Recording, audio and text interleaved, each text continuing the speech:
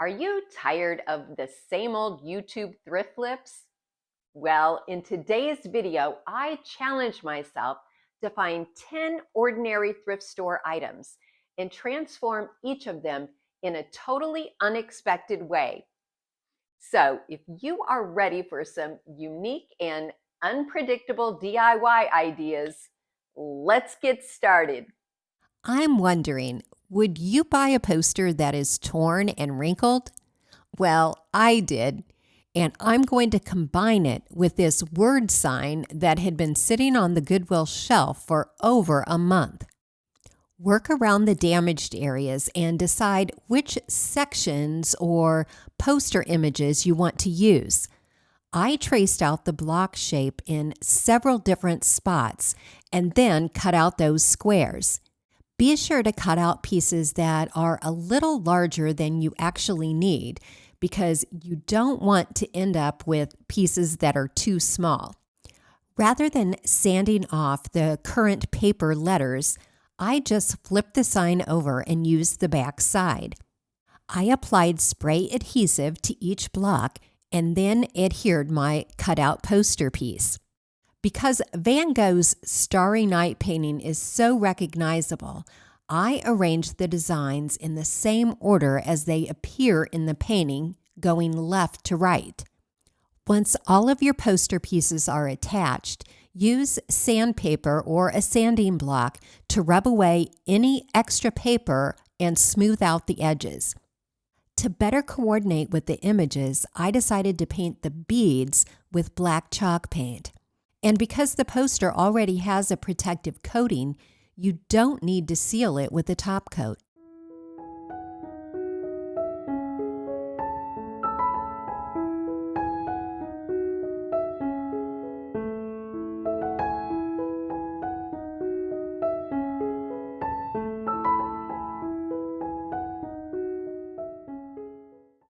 This votive candle stand was only $2, probably because it was missing the glass candle cups. So I'm going to replace them, but in an unexpected way. Although I thought the glass crystals were pretty, it wasn't the look I wanted. So I cut them off with my angle grinder. I'm sure I'll find another use for them. I also didn't care for the metal finish and wanted to give it a more cottagey appearance. So I painted it with 2 coats of white chalk paint. Once your paint is dry, you can distress it with sandpaper if you want a more aged appearance. Then seal the chalk paint by brushing on a light coat of clear wax. To replace the missing cups, I'm going to use 4 thrift store teacups. And to make candles for the cups, I just melted down some old candles in a 200-degree Fahrenheit oven for about an hour. Once the wax solidifies, the candle will usually sink down in the middle, so to even it out, you can top it off with a little more wax.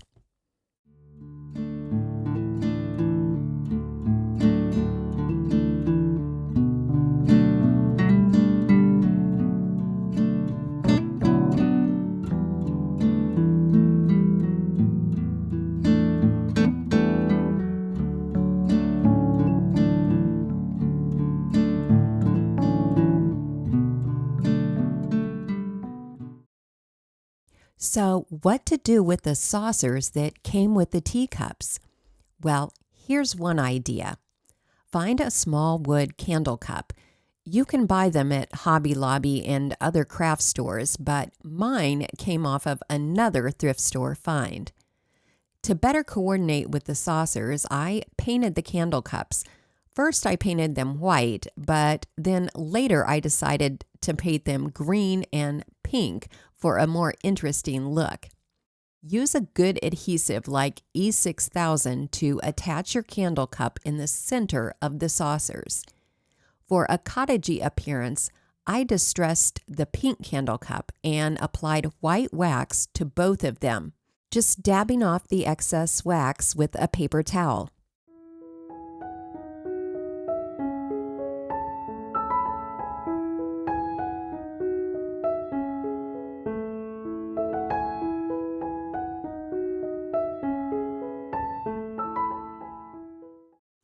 Deep shadow boxes like the one I used in last week's video have lots of potential.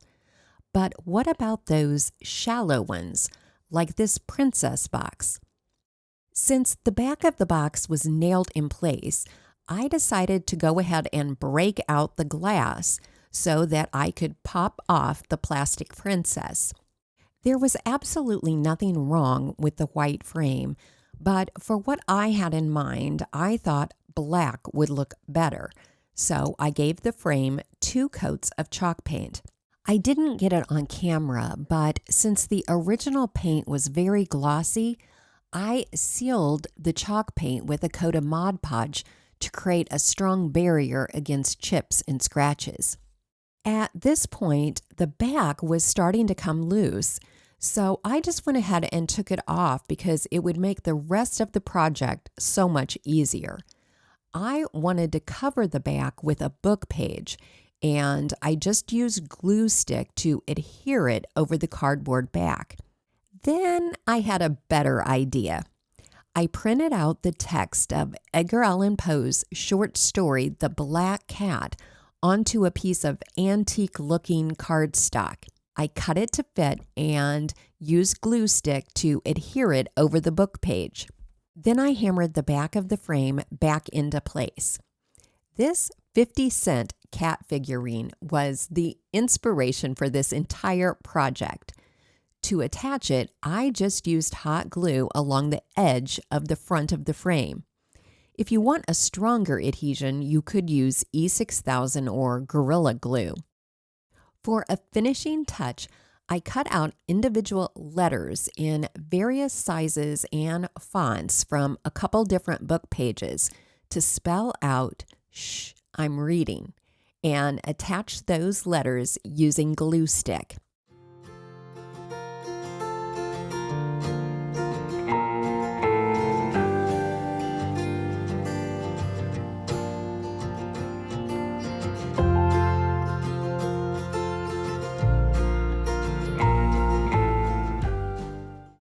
I think we all know to pay attention to thrift store picture frames because if the frame is nice, artwork can always be changed out.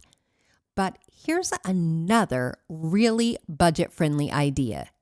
Remove the backing, artwork, and glass from your frame. Alternately, you could leave the glass if you prefer. Oddly, there was no cardboard backing behind the artwork in my frame, so I needed to cut a piece of foam board to use. Then cut a piece of fabric to cover the foam board. I just used an old shirt that I no longer wear. I ironed the piece of fabric and then used pixie spray to adhere it to the front of the foam board. Then I folded the edges of the fabric over to the back side and used full strength adhesive to hold the edges in place. On the front side, I measured and marked with a pencil where I wanted to place a metal clip and then just used a drop of hot glue to attach it. Then you can just place your cardboard or foam board back into the frame. If you carefully removed the paper backing, you can actually reuse it. Just put it back in place, then use paper packing tape over the seams. You now have a frame to display a special photo, picture, or card. If you want to reuse the glass, you can attach your picture with pixie spray instead of using the metal clip. I attached a vintage postcard that I thrifted for 25 cents.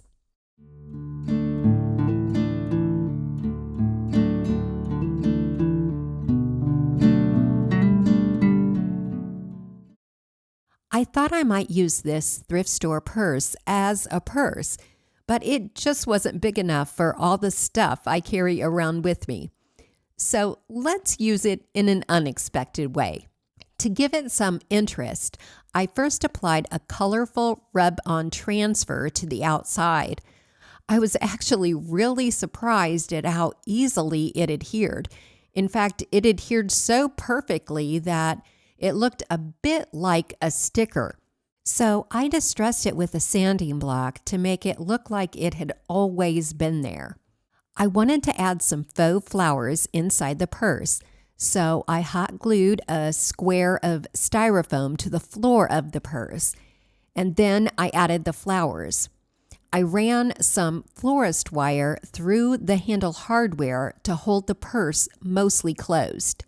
I arranged the flowers to one side and added some additional greenery and a small doily.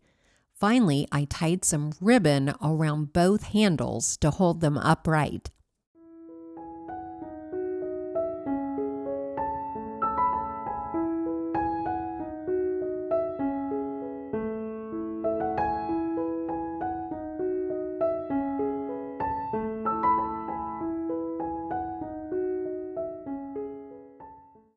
This brass pedestal probably had a marble tabletop that was either broken or removed. I think most people would add a wood round to the top, but I didn't want to use it as a small table. So let's do something less predictable. I bought 2 silver plate trays to use instead. I was going to attach the brass pedestal to the deeper tray, so I centered the pedestal on the bottom and pre-drilled the holes. Before attaching the pedestal, I used E6000 adhesive to attach the deep tray to the bottom of the larger flat tray. E6000 takes a while to dry, so set it aside for a few hours. I wanted the tray to look like brass, but I didn't want to paint them, so I applied gold rub-and buff instead. Before attaching the pedestal, I cleaned the brass with Barkeeper's Friend soft cleanser and was able to remove most of the verdigris buildup. Then I applied E6000 to the tray, situated the pedestal on top, and added screws through the pre-drilled holes. I decided I better add some gold rub-and-buff to the bottom of the tray just in case it could be seen.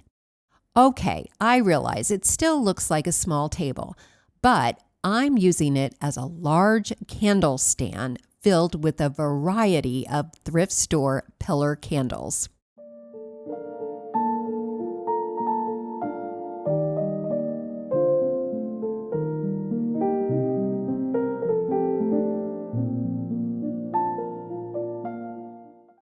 I thrifted this cute wire basket that I think was designed to hold paper plates, but let's use it to create some unique wall decor. I found a bird's nest in my stash to add along the bottom edge of the basket. I like to add a variety of mosses, bird eggs, and even small plants to dress up a plain bird nest. If you buy them pre-decorated, you'll end up paying 2, 3, maybe 4 times as much. There was room for something else next to the nest, so I chose a small wicker basket and filled it with some thrift store flowers. Rather than adding a faux bird, as I sometimes do, this time I added a bird illustration. I just tore the edges to create a size that would fit nicely along the inside of the basket.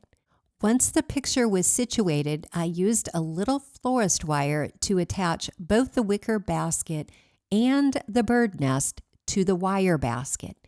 And to finish it off, I added a couple of faux vine stems around the edge of the basket.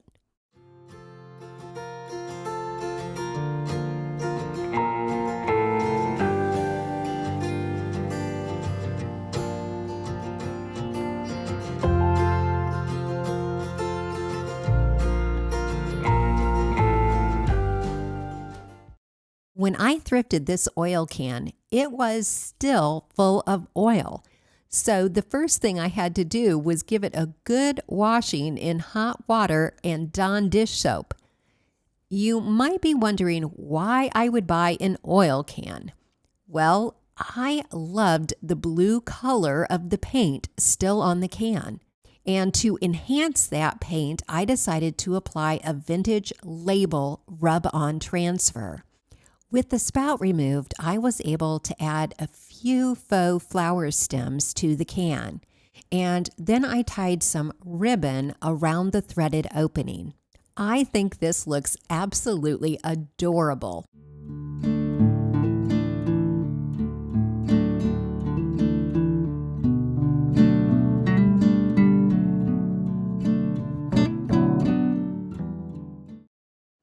Thrift store shelves are full of mass-produced canvases like this one that was originally sold at TJ Maxx.